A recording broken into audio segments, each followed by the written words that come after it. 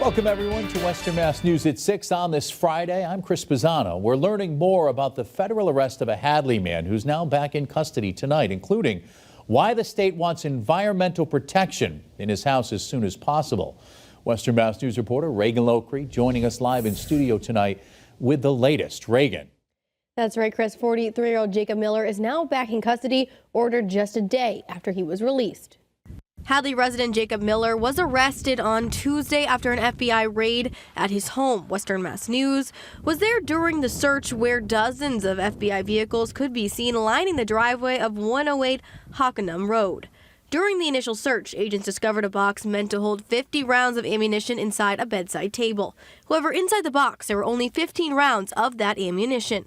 According to the U.S. Attorney's Office, multiple guns were also recovered from a safe in a hallway closet, including the one seen on your screen.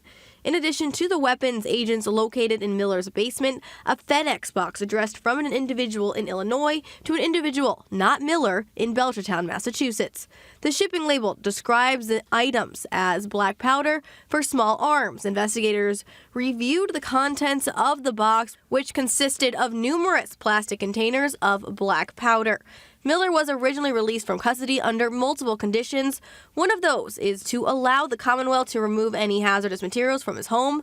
However, we've since learned that investigators returned to court yesterday with new evidence, including Miller lied to the State Department of Environmental Protection officials about certain chemicals that he moved after he was allowed to go back home to retrieve clothing and his cat. That according to a newly filed court record. And according to the court transcript from the second hearing, the judge told Miller in court after new evidence was presented, quote, "I'm going to have to detain you. I really have no choice." According to court documents, Miller lied about having a large amount of toxic mercury. The Massachusetts Department of Environmental Protection told prosecutors they are greatly concerned about potential impacts to public safety. Some of the concerns the DEP listed included accidental release of chemicals, breaking of containers, mixing of incompatible or reactive chemicals, and or a fire at the residence, all of which they say pose a serious risk to public safety. Miller is due back in court for a detention hearing on April 15th.